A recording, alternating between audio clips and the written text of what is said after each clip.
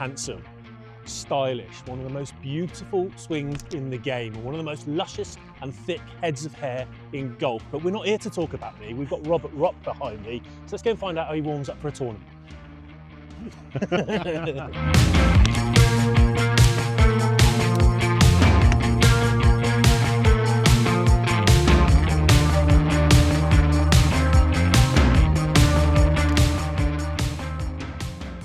That'll do you, Rob? Yeah, not the best, but it's all right to start with. Thanks for joining us again. Right, everyone, we've got Robert Rock back on. Well, every time we do a video with Rob, you guys love it, but I get all sorts of comments saying, you should have asked him this, you should have done that. We're going to do a little bit more today. We're going to do a bit on long game, we're going to do a little bit on short game, but it's specifically around tournament preparation. Okay. So I get a lot of people that I speak to that have something coming up, whether it's a corporate day, whether it's their monthly medal, whether it's the club champs, left preparation a little bit late. So we're going to focus on what you would do as an elite player in the last week leading up to a tournament to try and get your feels and everything in the right place. And I want to start with the long game, and we're going to see if us mortals can take something from it, what you do, and see if we can apply it to our own games and sort of expedite the process of being good within a week. So where would you start with your long game?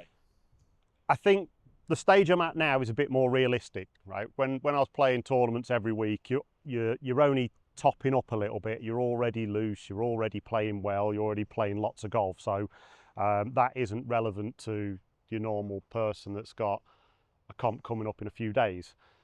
Now I don't play anywhere near as much, a little bit busier doing other stuff, but I have got some events coming up shortly, and I will be trying to cram in a bit of practice in a week or two's time, really, to get myself ready. So from almost a start where I've done nothing. So I'm building a game from trying to tap into what I've done before, but I'm trying to get myself loosened up first of all, try and get some sort of speed back into the swing, and going through all my basic drills, but trying to cram them all into a few days.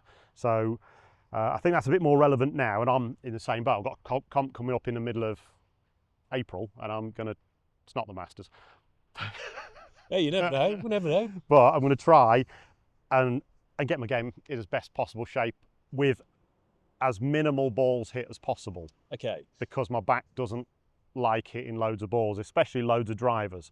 So I've got to be careful and efficient and not waste time and effort. Well, that'll be relevant to a lot of people watching at home who are going to suffer with their own ailments and aches and pains as well. Yeah. So in terms of efficiency and where you would start, I guess on the swing side of things, I can see you already sort of laden up with your TRS Slider. Yeah.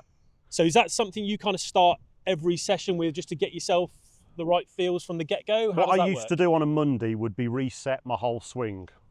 So from a tournament, obviously finished on a Sunday and a bit of travelling time, get back home on a Monday, and I'll start rebuilding the swing for the following week. Hang on, rebuild, what are we talking about? Just a Control, Alt, Delete, clear it all out and... Like a reset, a rebuild's probably, well, I did do a lot of rebuilds, but a reset and like realign everything so I know I'm starting the next tournament, hopefully at the same point that I started the previous one, because you go backwards when you play 4 or 5 rounds in a row because you're not doing technique work, you're just hitting shots and so you're what just do you mean playing. Specifically, you've got checkpoints in the golf swing that you... Yeah, I've got checkpoints and everything, even just down to your basics of alignment, making sure my grip hasn't just tweaked its way round just for comfort's sake while I've been playing. So I realign everything using sticks, the slider, camera work. I do loads of slow motion drills first to make sure my practice swing is actually like I think it is. Yeah. Because I get that wrong loads of times. I think I'm getting the takeaway right, and I just loosely sometimes rehearse the takeaway, and then I caught it on video, and it's like miles off. Nowhere near. So get it right slowly first, build it up bit by bit, doing just practice swings really for me, getting my shoulders working early enough, making sure my club head is in the right place at P2 in the takeaway, making sure I'm stretching enough to the top of the backswing, which is a real big one for me at the moment. As you get older, your backswing, it's easy just to do like just half an effort to get it to the top, and you think you're winding yourself up, but you're not. So see, I see that with you a lot, and every time we've done something together or one of these sessions, I see you arguably making more rehearsals than hitting balls. I see you doing a lot of movement you're just training movements rather Yeah. than actually hitting shots, so that when you do come to hit the shots, you've got all your feels in the right place. I promise we are going to make him hit some shots because that's what you all want to see. But I guess that's a real key takeaway, that even if you can't get to the driving range or the golf course, you could go to your garden, you can pop on a training aid. Yeah, I'll do this at home, right? We're here hitting balls because we've got space to hit balls, but in the weeks or the days leading up to a tournament, I'll be rehearsing my backswing throughout the day in the garden or in the house. Key, people think you just have to be hitting shots, and no, you don't. Do You you? don't at all. No, I've got to get my backswing so it feels lined up and powerful, so that the downswing isn't as hard. And if you haven't got all your things all your leverage accumulated in your backswing, then you're going to be limited as to what sort of club head speed you can actually produce. Well, come on then, let's see lined up and powerful. You just lined up and powerful, right? So this ticks a box for me because it keeps my right arm close, but I am trying to stretch everything else out as far away, as deep as I can. I'm trying to keep my left arm straight and stretched, make sure my shoulder turns enough, make sure my hip turns enough so I can get it and get my forearm traveling backwards enough so my swing's long enough, because if it's too short it becomes snatchy and I lose a rhythm. And would that be the benefit of using your slider versus a towel? Because presumably when people tuck a towel under there, you can't get that Well, your towel drill's going to look like, it's going to be like that. Yeah. Right? And I don't know any shots I've ever hit like that on the course. I do, me. Well, yeah, but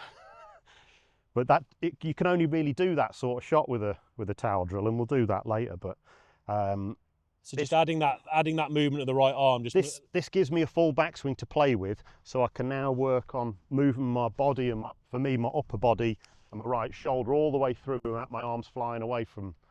Cool. Let's click a couple away then. So I'll do some like this where I'd build the takeaway up, stretch that to the top, and then try and get a shot at the end of it. Because it's that patience as you build to the top of your swing.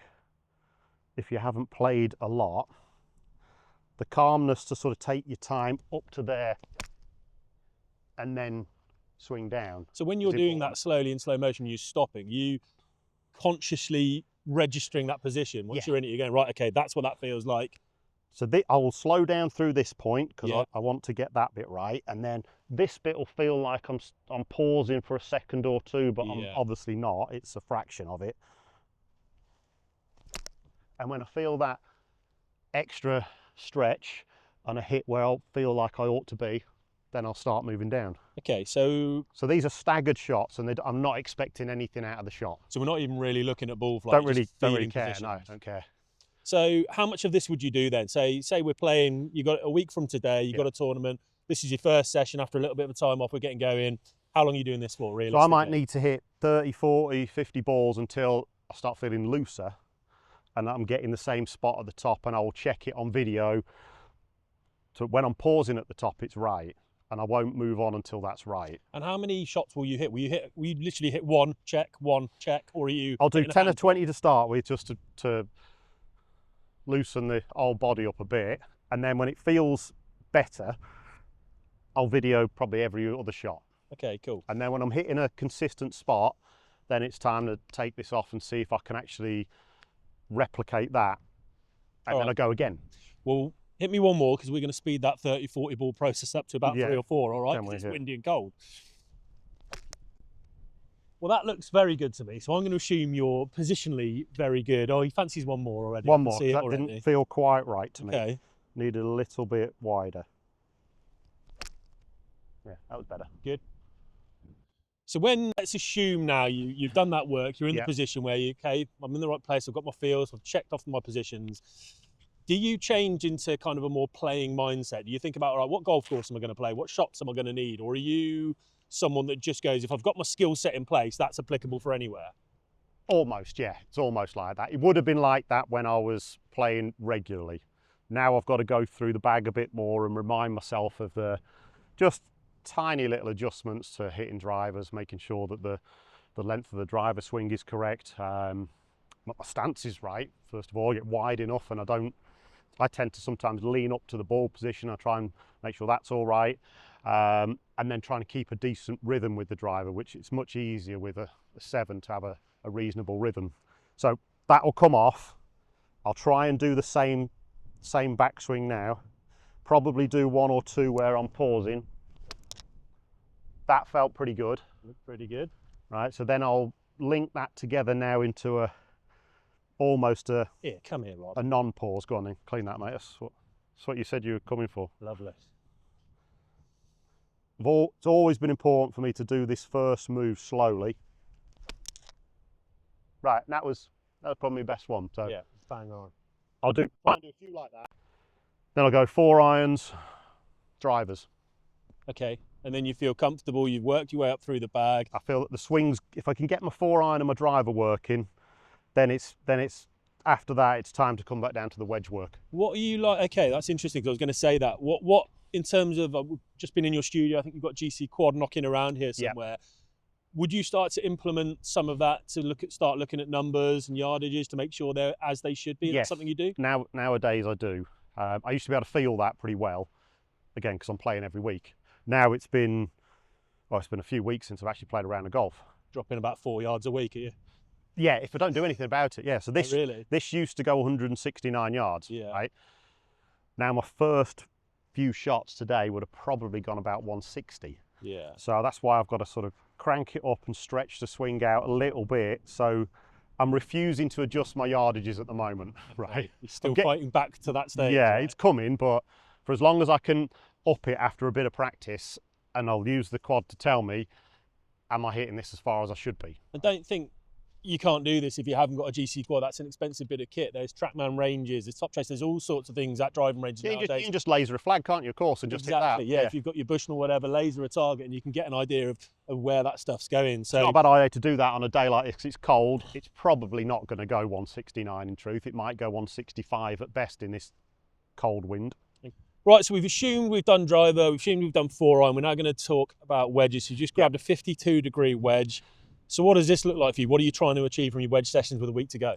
So I would tend to hit most shots with a 52. It seems to be that I get a lot of 100-yard-ish shots. So this is the most important one for me for scoring. Okay. And I've got to hit the right numbers.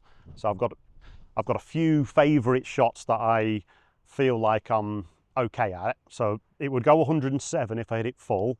I've got a 100-yard shot that I can replicate quite nicely. And then if I push it to its max, I can hit it 112. Okay. Right? So those shots are the ones I'm trying to hit now to remind myself of what my swing speed feels like to get those 3 numbers. So are you just controlling like the inner speed dial? You're not a clock face person? No. It's the same swing, same setup, everything just done at a slightly different tempo and pace. Okay, well, let's show us the nuances of that. Give us a clue what your 100 looks like. So I'll start with the 100, yeah. So my wedge play is just slightly different. I'm a little bit more upright and I'm keeping my weight on my left that little bit more during the swing, and I'm not using my wrists as much.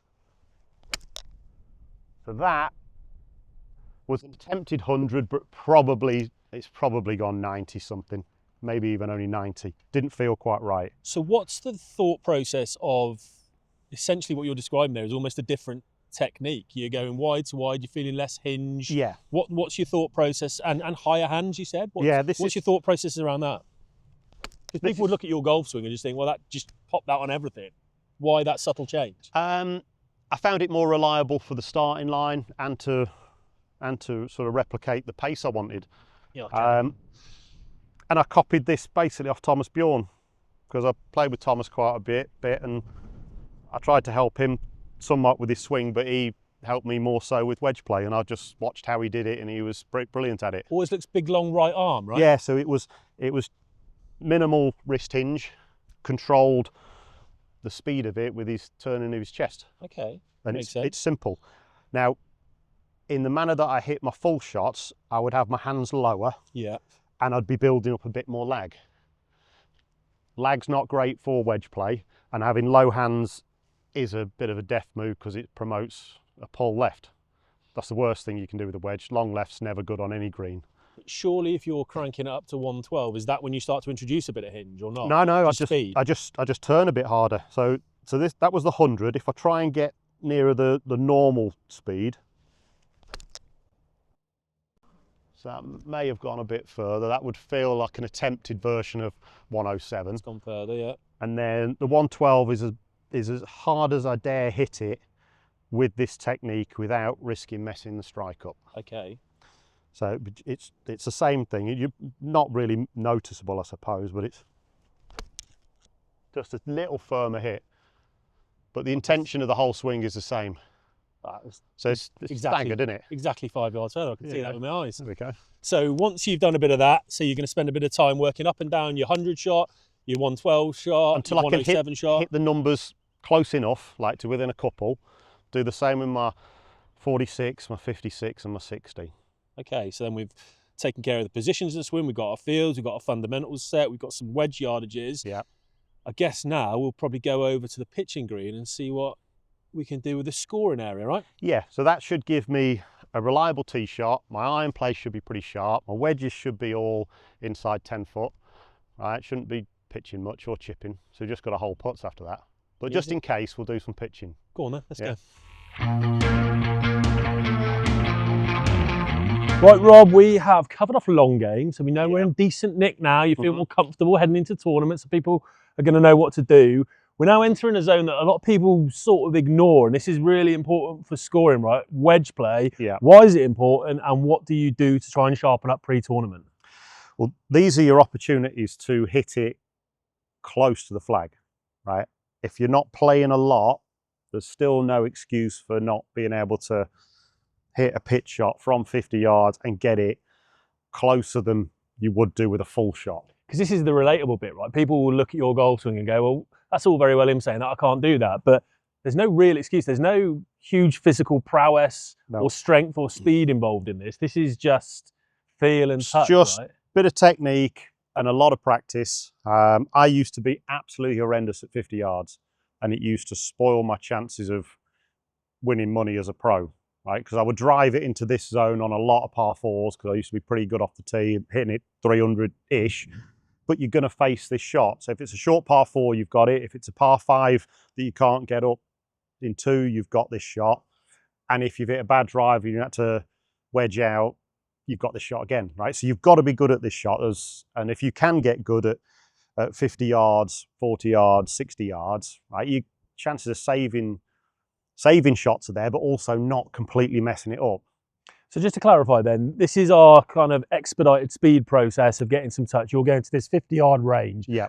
If you were practicing wedge play and you're pitching as a general rule of thumb without this kind of target of getting set up, would you be coming back and forth, moving yardage, or this is your start here until I get this right? If I can hit my 50-yard number with the right spin, the right divot, the right strike, the right flight, I know I can kind of adapt. So if I'm pressed on time, start at 50 yards, or it might be, for others, it might be 40, or it might be 60, but pick the one that you face a lot of and practice that first, and then you can gauge the others around it, because it's just an extension of, right? It's the same shot, it's the same technique. It's either slightly less or slightly more, slightly shorter backswing, slightly longer, slightly firmer, right? But basically the same technique. Good So if you calibration. get the strike right, then you're there.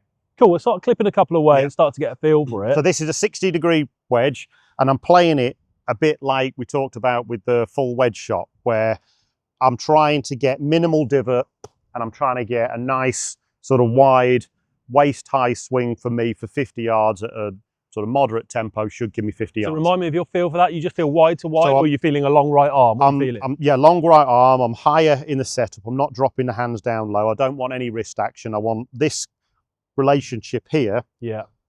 In line, hands slightly forwards, and I want to be kind of collecting it like that. I'm not trying to hit down into the ground too much. Having my weight set slightly on the left to start should give me my low point and contact with the ground, and I'm trying to maintain that for as long as I can. I don't want divots. I feel like it's more of that sort of action. Oh, yeah, makes sense. So it's just wider and just a turn to a finish. So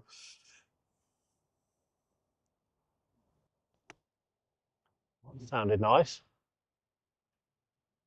Just for the benefit of the camera there, he's just one bounce and clipped it against the stick. Do you want to just wrap it up there? That'll do, Rick. You feel calibrated. If I did that, I'd be quite happy. I'd probably do a few more and I'll be I'd be done with that. But a lot of people could learn from that. So as soon as you said wide to wide, all I see is Jason Day, that kind of... Yeah, Jason's your model for stuff like that. He's so good at it.